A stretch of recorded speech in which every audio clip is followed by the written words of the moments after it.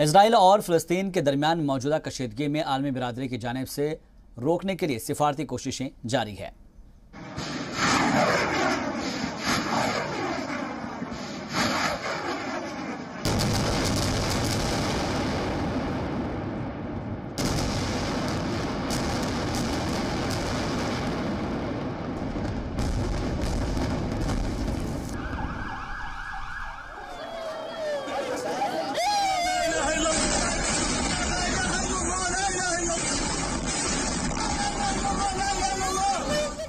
अमेरिकी सदर Joe Biden ने इजरायली वजीर आजम बेंयामिन नेतन्याहू से फोन पर बात कर इजराइल और हमास के माबैन जंगबंदी के लिए हर तरह से ताउन का यकीन दिलाया।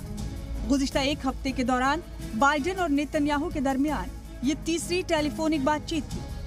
अमेरिकी सदर से टेलीफोन पर हुई बातचीत के बाद इजरायली वजीर आजम बेंयामिन नेतन्याहू ने कहा कि फिजाई हमलों के दौरान आम शहरियों को निशाना न बनाया जाए, इसका पूरा ख्याल रखा जाएगा। लेकिन साथ ही साथ उन्होंने ये वाजे कर दिया है कि गाजा में हमास के मुबैना दहशतगर्दाना ठिकानों पर हमला जारी रहेगा।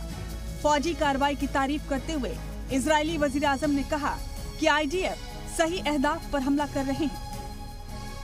यूरोपियन ममालिक की जानिब से भी इजराइल और हमास के बीच छिड़ी जंग को खत्म करने की पुरजोर कोशिश की जा रही है। इस हवाले से कल फ्रांस के सदर इमानुएल मैक्रों ने मिस्र के सदर अब्दुल फतेह अल सीसी और उर्दन के शाह अब्दुल्ला दोइम से वीडियो कॉन्फ्रेंसिंग के जरिए बातचीत की। लीडरान के दरमियान इजराइल और गाजा की मौजूदा सूरत हाल पर चर्चा के साथ ही फरीकैन से फौरी जंगबंदी और आम शहरियों को निशाना न बनाए जाने का मुतालबा किया गया। 27 रुकनी यूरोपीय ब्लॉक की कल इस हवाले से अहम वर्चुअल मीटिंग हुई। EU तर्जुमान के मुताबिक खतरनाक और तशवीशकुन सूरत हाल को रोकने के लिए फौरी इक़दामात किए जाने की जरूरत है। पेरिस में अल-सीसी से बिल मुशाफे और वर्चुअल मोड में बातचीत में शामिल हुए शाह अब्दुल्ला से मुलाकात के दौरान फ्रांसीसी सदर ने कहा कि आप दोनों की तरह वो भी मौजूदा सूरत हाल को लेकर फिक्रमंद हैं। उन्होंने उम्मीद जाहिर की है कि आने वाले दिनों में मिस्र और उर्दन के साथ मिलकर वो जंगबंदी के लिए एक काबिल कबूल तजवीज पेश करने में कामयाब होंगे।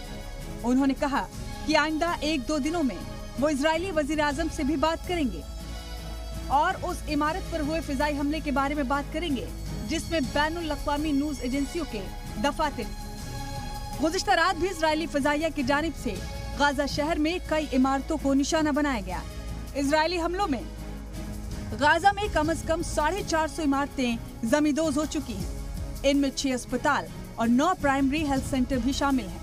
अक़वाम मुत्तहिदा के मुताबिक हमले के बाद UN के ज़ेर इंतजाम स्कूलों में मुकीम 52,000 में से 47,000 लोग जान बचाने के लिए महफूज मकाम पर मुंतकिल हो चुके हैं। उधर यरूशलेम और मगरिबी किनारे में इजरायली और अरब बाशिंदों के बीच भी तसादुम जारी है।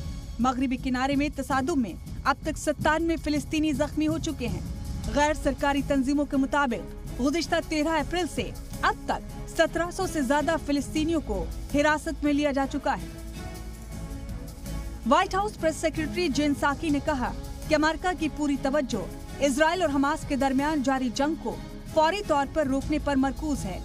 उन्होंने कहा कि 2 रियासती फार्मूले पर बाइडेन इंतजामिया का मौक़िफ़ वाजे है।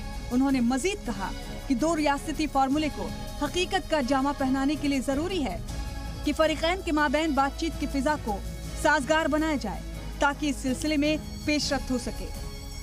How we are looking at this from our standpoint is that our focus, our goal, every single action we take, every statement we make is with the objective of reducing the violence and bringing an end to the conflict on the ground. There are times in diplomacy where we'll need to keep those conversations quieter, where we won't read out every component of it. But that is our objective, and that is the prism through which every action and every comment is being made.